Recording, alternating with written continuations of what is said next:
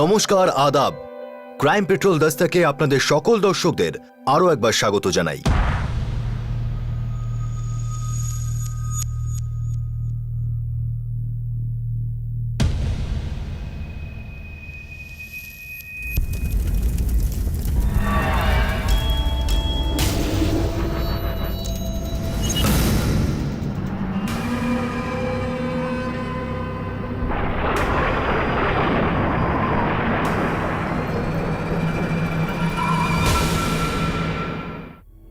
মরা শুধু কাহিনী আর হরর ফিল্মেই জীবন্ত হয়ে ওঠে। আপনি ভূতে বিশ্বাস করুন বা না করুন, কিন্তু ভূত প্রেতের গল্পে সবার গায়ে কাঁটা দিয়ে ওঠে। আহমেদাবাদ শহরে এরকমই কিছু একটা ঘটেছিল। মৃত্যু নিজেই বার্তা দিতে চলে আসে আর ভাবে যদি অপরাধের আভাস আগে থেকে শুনতে পেতাম। জুলাই 2011, আহমেদাবাদ।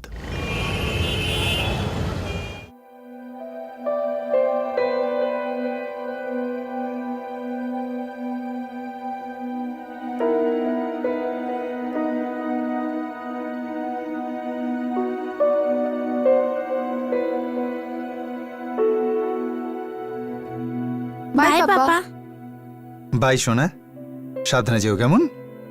আরে মনীষা, ইলেকট্রিক বিল দিতে ভুলিস না কিন্তু। হ্যাঁ হ্যাঁ, ভুলবো না।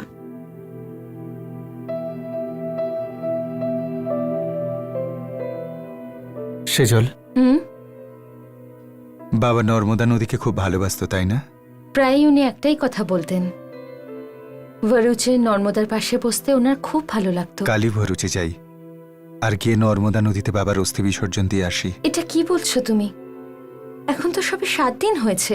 লোকেরা আমাদের সাথে দেখা করতে আসছে। বাড়িতে কারো থাকাটা খুব দরকার। আমরা ভরুচে এইভাবে কি করে যাব? সেজল, মনীষা 19 বছরের হয়ে গেছে। ও এখন ঘর আর অতিথি দুটোই সামলাতে পারবে।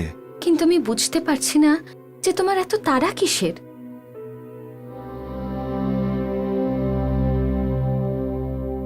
বাবার অস্থি যে এখনো বাড়িতে পড়ে আছে সেটা আমার ভালো লাগছে না।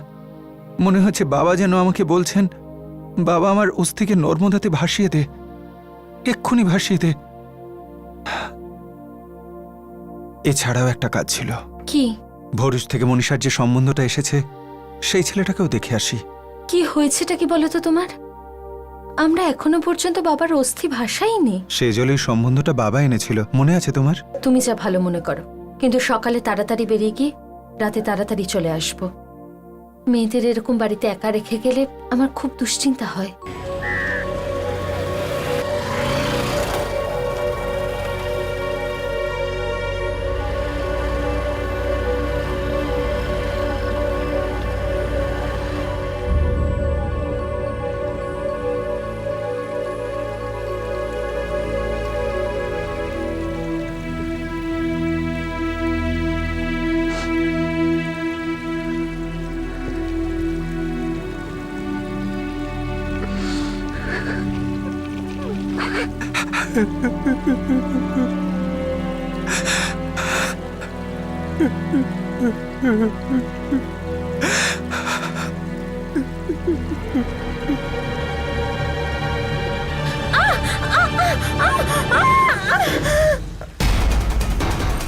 সেজল, বাঁচাও!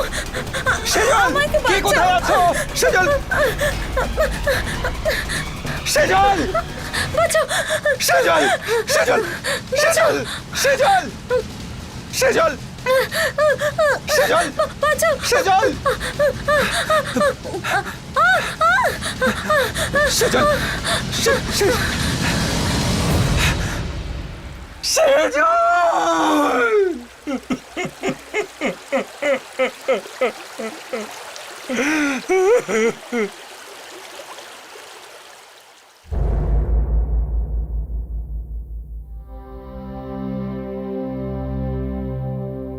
বাবা, তুমি ভালো করে খুঁজেছো তো? ভালো করে। হ্যাঁ রে মা, নদীর চারিদিকে খুঁজেছি আমি। বাবা, সাহায্য চাইতে পারতে, চিৎকার করতে, লোকেদের জড়ো করতে। কেউ না কেউ তো সাঁতার জানতো। সে নিশ্চয়ই জলে ঝাঁপিয়ে মাকে বাঁচিয়ে নিত। গলা দিয়ে আওয়াজই বেরোচ্ছিল না রে। সবকিছু এমন হঠাৎ করে ঘটে গেল যে ভয় পেয়ে গেছিলাম। কেমন যেন শক লেগে গেছিল। বাবা, আমরা মাকে খুঁজে বের করবই। চলো, তুমি এখনই চলো। আমার সেজল সাঁতার জানতো না, ডুবতে 20 সেকেন্ডেরও কম সময় লাগে রাজেশ বাবু। আপনি ভারুচ থেকে আমেদাবাদ গেলেন, মেয়েদের বললেন, তারপর এখানে এলেন, 16 ঘন্টা কেটে গেছে। ভারুচে সাহায্য চাইলেন না আপনি? বলবো আমি, আমার যে মাথাটা কাজ করছিল না একদম, বুঝতেই পারছিলাম না যে আমি কি করব, কি হচ্ছে। স্যার, আপনি প্লিজ আমাদের মাকে খুঁজতে সাহায্য করুন। হতে পারে কেউ ওনার জীবন বাঁচিয়ে দিয়েছে। বাঁচিয়ে দিলে তো নিজেই কন্ট্যাক্ট করতেন, সোজা বাড়িতে চলে আসতেন। নাকি ওনার মাথাও কাজ করতো না রাজেশ বাবুর মতো? কিছু তো করুন। 16 ঘন্টা কেটে গেছে, এতক্ষণে লাশ না জানি বয়ে কোথায় চলে গেছে। মা মারা যেতে পারে না আঙ্কেল, আপনি মাকে খুঁজে এনে দিন। আচ্ছা ঠিক আছে, কেন না একদম। আমরা একটা কাজ করি, ভারুচ পুলিশকে মেসেজ করি, দেখি কি করা যায়। চলো সাবধানে, ওদিকে পেছনে ভালো করে, কই পেছনটা ভালো করে, হ্যাঁ ওখানে ওখানে। কিচ্ছু নাই। আমি বললাম না স্যার, বেঁচে থাকা অসম্ভব। একবার যদি নর্মদামা রেগে যান তো যত বড়ই মহান সাঁতারু হোক না কেন, বাঁচতে পারবে না। মা ঠিক টেনে নেন। রাজেশ, সেজল তোমার স্ত্রী ছিল, তোমার বাচ্চাদের মা। কি করে এইভাবে ডুবে যেতে দিলে ওকে? তুমি জলে লাফ দিলে না কেন? আমার মেয়েরা তো অনাথ হয়ে যেত শ্বশুর মশাই, আমি বা সাঁতার জানি কই। বাচ্চাদের কথা ভেবে আমি জলে ঝাঁপ দিইনি। আমার দুটো মেয়েরই যদি এতদিনে বিয়ে হয়ে যেত, তাহলে এক মুহূর্ত ভাবতাম না আমি ওর সাথে নর্মদা নদীতে বিলীন হয়ে যেতাম।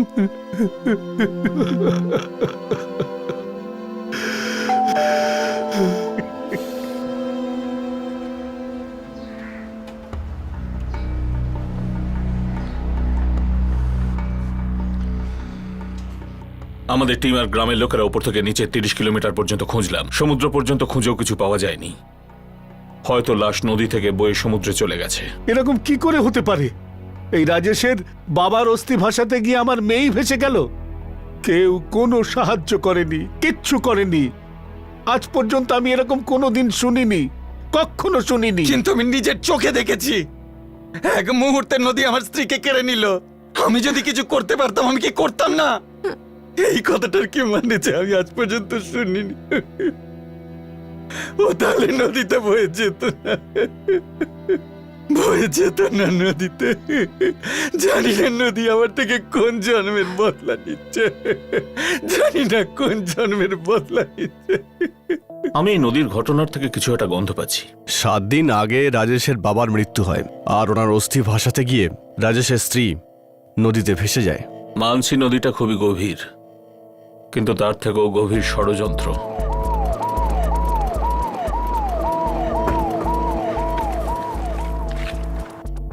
সাহেব আপনার সঙ্গে দেখা করতে চান, পুলিশ স্টেশন যেতে হবে।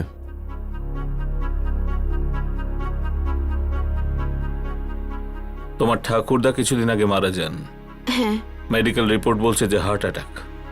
হ্যাঁ। কোনো হার্টের অসুখ ছিল না কোনো টেনশন? দেখো মনীষা, তোমার মায়ের এইভাবে জলে ভেসে যাওয়াটা গন্ডগোল মনে হচ্ছে, আর সেটা ঠাকুরদার মৃত্যুর ঠিক 7 দিন পরে হওয়াটা সেটা আরো গন্ডগোল মনে হচ্ছে। এটা বলো তো ঠাকুরদার ঠিক কি হয়েছিল? উনি আসলে প্রচন্ড রেগে গেছিলেন। এই নোংরামোগুলো যদি করারই ছিল, তাহলে আমার হাতে পায়ে পড়ে ডেকে আনার কি দরকার ছিল রাজেশ? আরে কোনো নোংরামো টোংরামো নেই, সবকিছু শেষ হয়ে গেছে। লজ্জা করে না রাজেশ? বিড়ালও চোখ বুজে দুধ খায়, ভাবে যে ওকে কেউ দেখতে পাচ্ছে না, কিন্তু তোমার তো চোখ খোলা আছে, তাই না? তুমি ভালো করে জানো যে আমাদের দুজন মেয়ে জানে যে তোমার অবৈধ সম্পর্ক আছে, তাও তুমি অস্বীকার করছো। ডাকবো ওদের সামনে, ডাকবো? ব্যাস, অনেক হয়েছে। কতবার বলেছি নমিতাকে এসবের মধ্যে টেনো না, টেনো না। ওর আর আমার মধ্যে কোনো সম্পর্ক নেই। সম্পর্ক আছে, আর সেটা আমি প্রমাণ করে দিতে পারি। বন্ধ করো, যথেষ্ট হয়েছে। আরে কুকুর বিড়ালের মতো।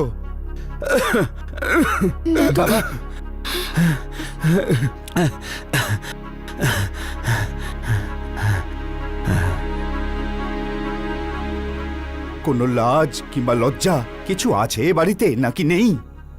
দুজন যুবতী, ভালো শিক্ষা দিচ্ছ তোমরা মেয়েদের। বাবা, তুমি মাথা ঠান্ডা করো। চুপ! আরে তুমি ঝড় তুলবে আর আমি মাথা ঠান্ডা রাখবো? নির্লজ্জ রাজেশ, তুমি নির্লজ্জ। তুমি তো অভাগা। নিজের সৌভাগ্যকে চিনতে পারছো না তুমি? আরে তোমার এত ভালো স্ত্রী আছে, দুটি মেয়ে আছে, তাহলে বাইরে কি খুঁজতে যাও তুমি? জানোয়ার হয়ে গেছো। আমি কোনোদিন তোমাকে কোনো কিছু ভুল শেখাইনি। দেখো রাজেশ, তোমরা দুজনে লাভ ম্যারেজ করেছিলে। আমরা কি তাতে কোনোদিন বাধা দিয়েছি? সেজালের মা বাবাও তোমাকে আশ্রয় দিয়েছে, সাপোর্ট দিয়েছে। আর আজ তোমার প্রেম কাহিনীর এই পরিণতি। আরে তোমার এই সব স্বভাব তোমার মাকে খেয়ে ফেলেছে। এবার আমাকে খেয়ে নিলে একেবারে শান্তি পেয়ে যাব। ঠাকুরদা মা বাবার ঝগড়া দেখতেই পারতো না। এক দুদিন পরে আরেকবার ঝগড়া হলো আর ওনার হার্ট অ্যাটাক হয়ে গেল। এই নমিতাকে? বাবার সাথে মিউনিসিপ্যালিটি অফিসে কাজ করে। উনি বিধবা। বাবা আর ওর মধ্যে অ্যাফেয়ার ছিল। 5 বছর আগে মা জানতে পেরে যান। 5 বছর সহ্য করেছেন তোমার মা? খুব ঝগড়া হতো। 1 বছর আগে মা বাড়ি ছেড়ে দিয়েছিল, দাদুর বাড়িতে গিয়ে থাকতে শুরু করেছিল। তাহলে ফেরত আসার কারণ? ঠাকুরদা আর দাদু।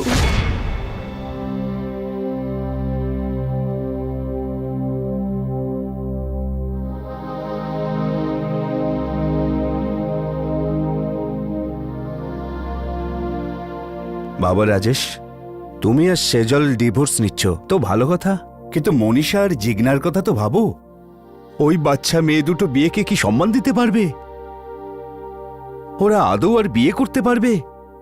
আরে ওদের মা বাবারা যখন নিজেরা বিয়েকে সম্মান দিতে পারেনি তো ওরা কি দেবে? বলো, তুমি কি এটাই চাও? হ্যাঁ, আগামী দিনে তুমি তোমার বাচ্চা মেয়েদের সংসারই দেখতে চাও না? সেজল মা, তোমার শ্বশুর একদম খাঁটি কথা বলেছেন। ঈশ্বরবাবু, আমি আপনার কথায় একমত। সবকিছু ভুলে গিয়ে আবার নতুন করে শুরু করাতেই সবার ভালো।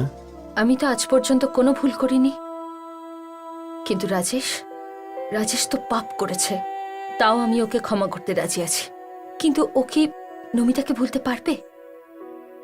মন থেকে বলো রাজেশ, আর সত্যি বলো। দেখো রাজেশ বাবা, তুমি ঈশ্বরবাবুর একমাত্র সন্তান, আর সেজল আমার একমাত্র কন্যা। ঈশ্বরবাবু আর আমার প্রাণ 2 বাচ্চার মধ্যে আটকে রয়েছে, আমাদের জন্য, আর এই বাচ্চাদের জন্য, আর নিজেদের পুরনো ভালোবাসার জন্য। আর একবার একে অপরকে সুযোগ দাও।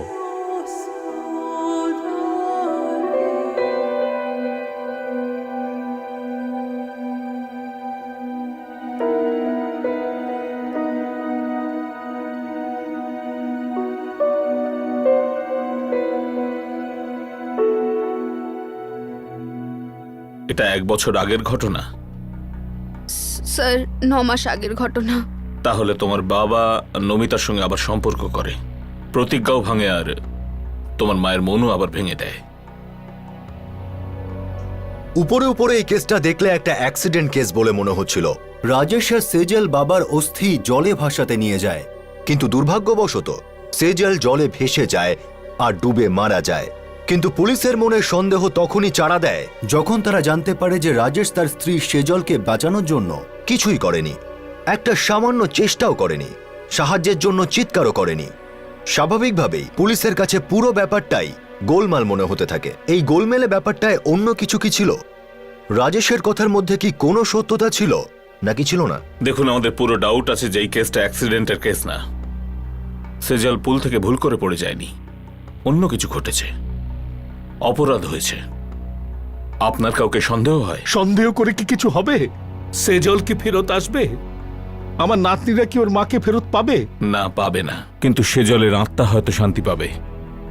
আপনার মনে হয় না যে রাজেশ মিথ্যে বলছে? রাজেশ আমার মেয়ের বিশ্বাস আর মন দুটোই ভেঙেছে। আমি ওর কথার উপর কখনো বিশ্বাস করি না, কিন্তু আমি ওকে খুনি ভাবতে পারি না। রাজেশ এতদূর পর্যন্ত যেতে পারে না। ভালোবাসা আছে, অনেক বছর ধরে আছে। উনি বিবাহিত, 2 যুবতী মেয়ে আছে রাজেশের। ভালোবাসা ওসব কিছু দেখে না। আর হ্যাঁ, আমিও কোনোদিন বিবাহিত ছিলাম, আমারও দুটো বাচ্চা আছে। স্বামীর মৃত্যু কিভাবে হয়েছিল আপনার? ওনার অ্যাক্সিডেন্ট হয়েছিল, কিন্তু হ্যাঁ, আমি ওনাকে মারিনি, আর সেজলকেও না। আপনারা যেটার সন্দেহ করছেন, সন্দেহ করব না কেন? সেজল যদি রাজেশের জীবন থেকে বেরিয়ে যেত আর রাজেশ আমায় বিয়ে করে নিত, তাহলে ভালোই হতো। সেজলকে মেরে নিজের সংসার বানানো, না ইন্সপেক্টর, সেটা কখনোই নয়। ভালোবাসা একটা জিনিস, আর পাগলামও আরেকটা ব্যাপার। সেজলের খুনে অংশ নেওয়ার মানে হলো নিজের বাচ্চাদের জীবনকে বিপদে ফেলে দেওয়া। আমি রাজেশকে অতটাও ভালোবাসি না যতটা আমি আমার বাচ্চাদের ভালোবাসি। মনীষা, তুই এটা কেন করলি? পুলিশ আমায় যা জিজ্ঞাসা করেছিল আমি সেটাই বলেছি। আমি আজ পর্যন্ত তাদের দুজনকে মিথ্যা বলেছি? হ্যাঁ, তোর মাকে বলেছি, কিন্তু তোকে কোনোদিন বলেছি? মা জিগনা, তুই বল, তোর কি মনে হয় যেগুলো ঘটেছে সেসব কিছুই হয়নি? তোর মা পড়ে যায়নি, আমি ওকে ধাক্কা মেরেছি। বল, তোর কি মনে হয়? আমার এরকম মনে হয়। মুখ ভেঙে দেবো তোর। তাতে আমার মুখ বন্ধ হবে না। তুমি মাকে ঘেন্না করতে, আর তুমি চাইতে না যে মা এই বাড়িতে ফেরত আসুক। যদি যদি সেরকমই হতো, তাহলে গত একটা বছর আমরা একসাথে এই বাড়িতে থাকতে পারতাম। কারণ ঠাকুরদার দাদু তোমাকে চাপ দিয়েছিল, তাই। আর ঠাকুরদা তো এখন নেই, আর ওনাকে ছাড়া দাদু তোমাকে কিছু বলতেও পারবে না। ব্যাস, এবার থাম। ঠাকুরদা তোমাকে এটাই বলেছিল, ব্যাস। কিন্তু তুমি কি শুনেছো? তুমি ওই নমিতার সাথে বিয়ে করেই ছাড়বে। কিন্তু বাবা, মা তোমায় দেখছে, তোমাকে কিন্তু দেখছে বাবা।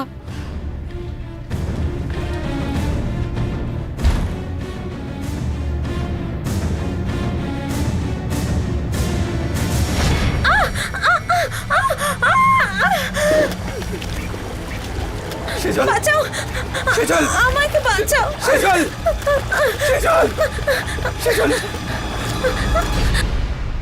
সেজল। সেজলের নর্মদা নদীতে ভেসে যাওয়ার ঘটনা 2 দিন হয়ে গিয়েছিল।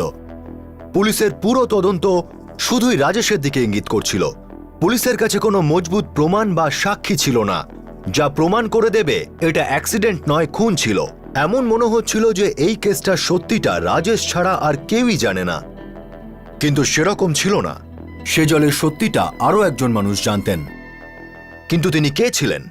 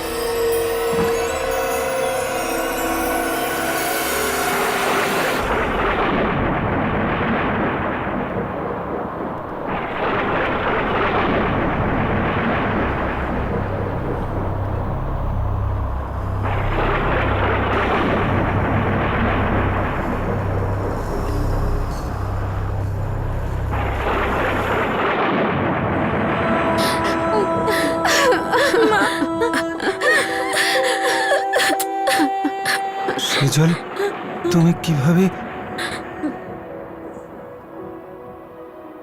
এমন একটা সত্যি যেটা শুধু তুমি আর আমি জানি, আর সেই সত্যিটা আমি তোমাকে দিয়ে বলাবই।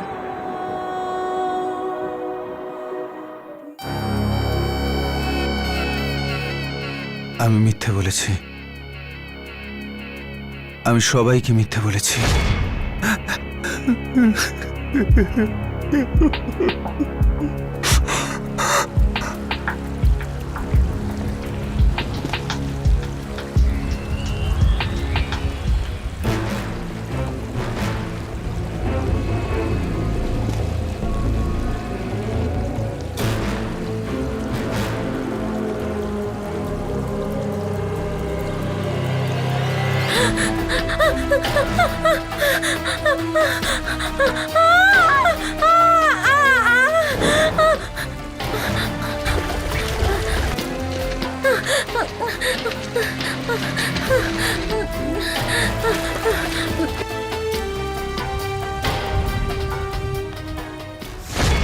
আমি সেজলকে বহুদিন ধরে মারতে চেয়েছিলাম, শুধু একটা সুযোগের অপেক্ষায় ছিলাম।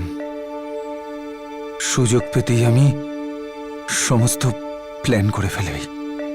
আমি জানতাম যে সেজল একদম সাঁতার জানে না, আর সেই জন্য ওর বাঁচার কোনো চান্সই ছিল না। বাবা মারা যাওয়ার পর আমি ভাবলাম যে ব্যাস, অনেক হয়েছে বিয়ের এই নাটক। আমার দরকার নেই বিবাহিত জীবনের আদর্শ স্বামী হওয়ার। বিয়ে মানে তো মন আর হৃদয়ের পরিপূর্ণ মিলন। কিন্তু সেজল আমার গলায় বাঁধা পাথর ছিল, বোঝা ছিল একটা। আমি আমার দুটো মেয়েকে খুব ভালোবাসি, কিন্তু আমার নিজের জীবন বাঁচার ছিল। আমার শ্বশুরমশাই এটা কোনোদিন হতে দিতেন না, আর তাই জন্যে আমি সেজলকে আমার জীবন থেকে চিরদিনের জন্য আলাদা করতে চেয়েছিলাম।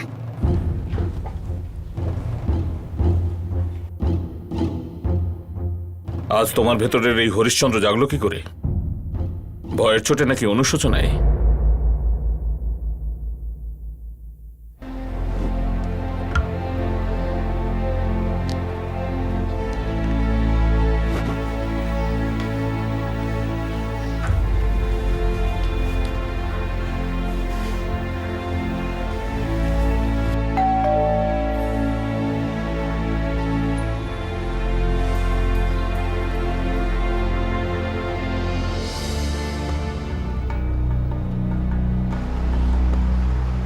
সেজল দেবী,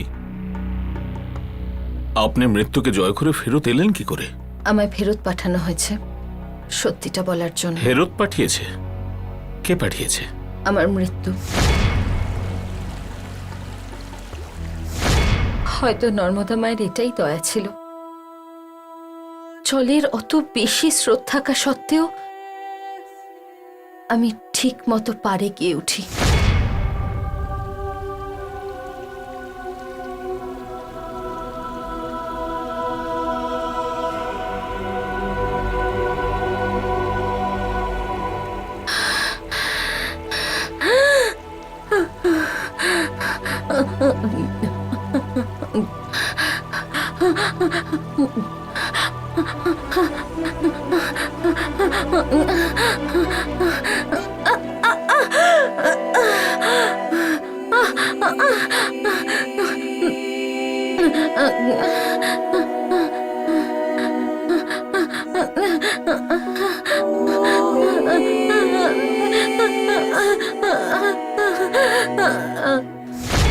আমার কাছে তো একটা টাকাও ছিল না।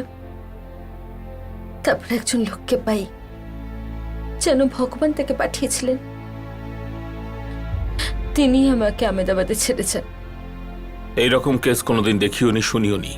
যাই হোক, আজ দেখলামও আর শুনলাম, কিন্তু আমরা সবাই খুশি যে আপনি ঠিক মতো ফিরে এসেছেন। কিন্তু রাজেশের তো একদম হয়নি। ওকে তো আমরা লকআপে ভরবো, অ্যাটেম্পট টু মার্ডার কেসে। শুধু আপনাকে একবার থানায় এসে রিপোর্ট লেখাতে হবে।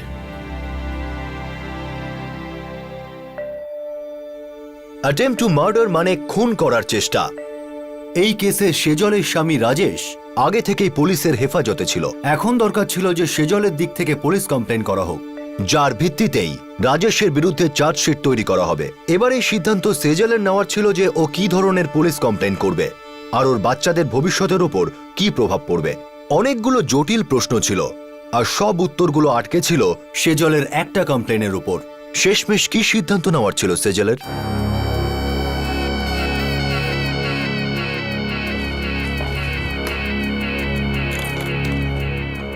তুমি যেতে পারো। শুনতে পাওনি? তুমি যেতে পারো, তোমার রেহাই হয়ে গেছে।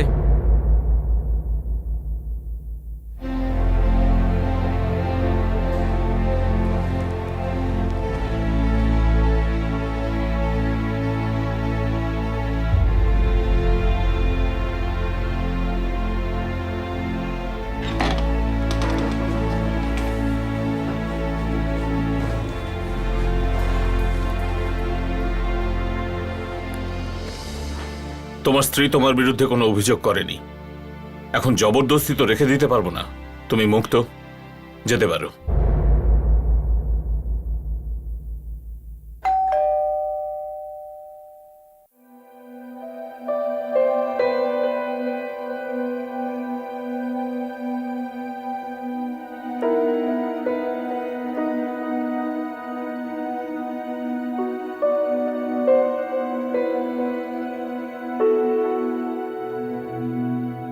সেজল, তুমি আমার এত বড় অন্যায়টাকে ক্ষমা করে দিলে। না, আমি আমার সব থেকে বড় ভুলকে স্বীকার করলাম। এটা কি বলছো তুমি? আমায় তোমার আক্রোশ, তোমার রাগের কড়া নাড়াকে শোনা দরকার ছিল। বোঝা উচিত ছিল যে আমি শুধু তোমাকে ভালোবাসতাম, তোমার মনে বা জীবনে আমার কোনো জায়গা নেই। মিথ্যে স্বপ্ন দেখছিলাম আমি, যেটা ভুল ভিতের ওপর দাঁড়িয়েছিল। না সেজল, সেরকম কিছু নয়। সেরকমই রাজেশ। আর আর এই মিথ্যের জন্য বিরক্ত হয়ে তুমি আমায় মারার চেষ্টা করেছিলে, কিন্তু তাও আমি তোমায় ক্ষমা করে দিলাম, কারণ আমি জানি তোমার নিজের প্রাণটা আটকে ছিল, যা নমিতার মধ্যে শেষ হয়ে যাচ্ছে। এতে ওর কোনো হাত নেই। মানছি, আর সেই জন্যই তোমার হাতে ওর হাত দিয়ে আমি চিরজীবনের জন্য যাচ্ছি। আর মনীষা আর জিজ্ঞাও তোমাদের দুজনের ভালোবাসার মধ্যে আসতে চায় না, আর তাই ওরা দুজন আমার সাথেই থাকবে। আমার বেঁচে থাকার কোনো অধিকার নেই। তোমার এই জীবনটা বাঁচার পুরো অধিকার আছে, যতটা আমার আছে, যতটা সবার আছে, কিন্তু শুধু বেঁচে থাকাটার গুরুত্ব থাকে না রাজেশ। জীবনকে বাঁচাটা খুব দরকার।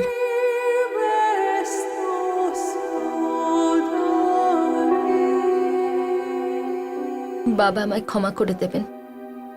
আমি নিজের বাবা আর আপনার মধ্যে কোনো পার্থক্য করিনি কখনো। যদি আপনি বেঁচে থাকতেন তাহলে এগুলো সব হতোই না, কিন্তু আপনি যেখানেই থাকুন রাজেশকে ক্ষমা করে দেবেন। ওর নিজের জীবনটাকে নিয়ে বাঁচার পুরো অধিকার আছে, আর আমার নিজের খুশির জন্য অন্যকে ধ্বংস করে কেউ সুখী হতে পারে না বাবা, খুশি থাকতে পারে না।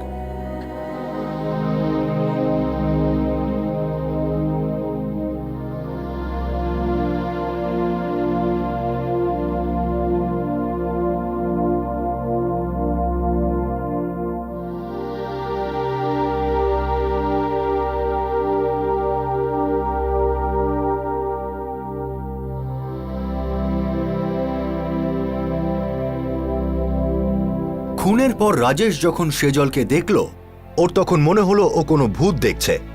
ওর তখন অপরাধ বোধ হয়, আর তার মনে এটাই হতে থাকে যে সে অনেক বড় ভুল করে ফেলেছে। সেজল একটা ইশারাকে মজবুত করতে এসেছিল, যে একটা ভেঙে যাওয়া বিয়ে, একটা মুছে যাওয়া সম্পর্কের ইশারা আত্মীয় স্বজন আর সমাজের কান দিয়ে শোনা উচিত। যখন দুটো মন জুড়ে যায় তখন একটা জুটি তৈরি হয়। কিন্তু এখানে তো ভালোবাসার নামও মুছে গিয়েছিল, শুধু ছিল ঘৃণা। ঈশ্বর যার সহায় থাকে তাকে কে মারবে? সেজল আজ তার মেয়েদের সঙ্গে মুক্ত বাতাসে শ্বাস নিচ্ছে, তাদের ভবিষ্যৎ নিয়ে চিন্তা করছে। রাজেশ কিছুদিন ধরে ভয় আর অনুতাপের ছায়ায় থাকবে, তার থাকা উচিত, কিন্তু হয়তো তারপরও নিজেকে ক্ষমা করে জীবনের নদীতে ঝাঁপিয়ে পড়বে। সময় বড় শক্তিশালী। আপনাদের সবার সাথে আবার দেখা হবে। নিজেদের খেয়াল রাখবেন, সুরক্ষিত থাকবেন। জয় Hind. For more updates, subscribe to our channel, click the show links and enjoy watching the videos.